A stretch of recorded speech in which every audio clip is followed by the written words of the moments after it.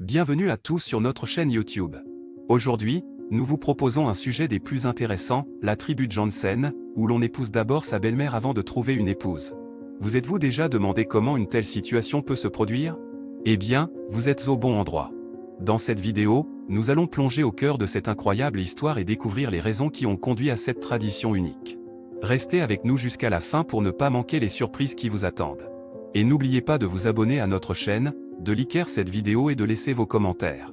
C'est parti! La tribu Johnsen, quand on épouse d'abord sa belle-mère avant de trouver une épouse.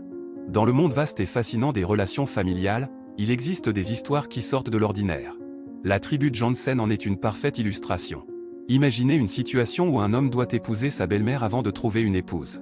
Cette histoire surprenante est le résultat d'une tradition ancestrale pratiquée dans un petit village isolé, quelque part en France.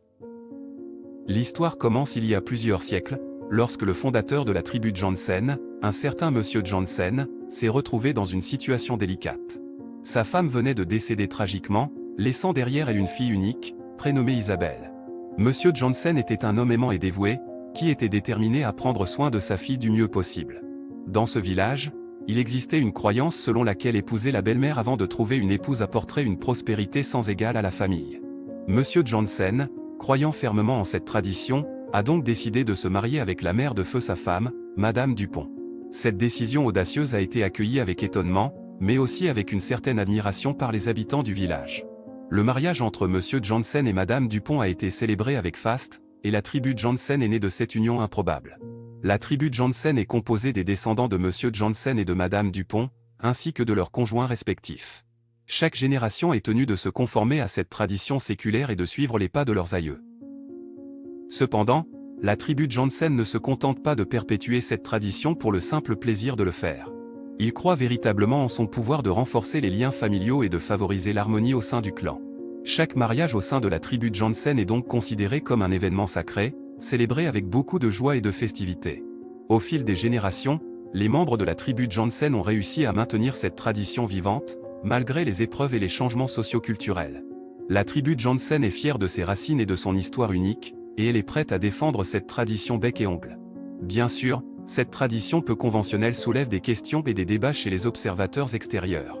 Certains la considèrent comme archaïque et dépassée, tandis que d'autres y voient une belle façon de préserver les traditions familiales.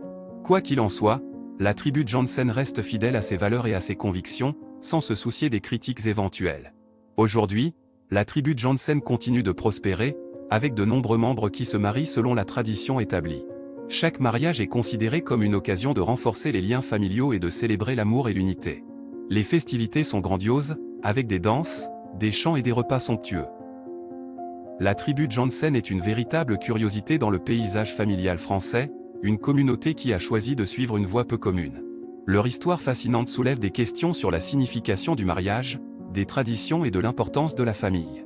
Quoi qu'il en soit, la tribu Johnsen reste fière de ses choix et continue de maintenir cette tradition unique, qui les distingue des autres. Alors, la prochaine fois que vous entendrez parler de la tribu Johnsen, rappelez-vous de cette histoire extraordinaire où l'on épouse d'abord sa belle-mère avant de trouver une épouse. Une tradition qui défie les conventions et qui témoigne de la puissance des liens familiaux.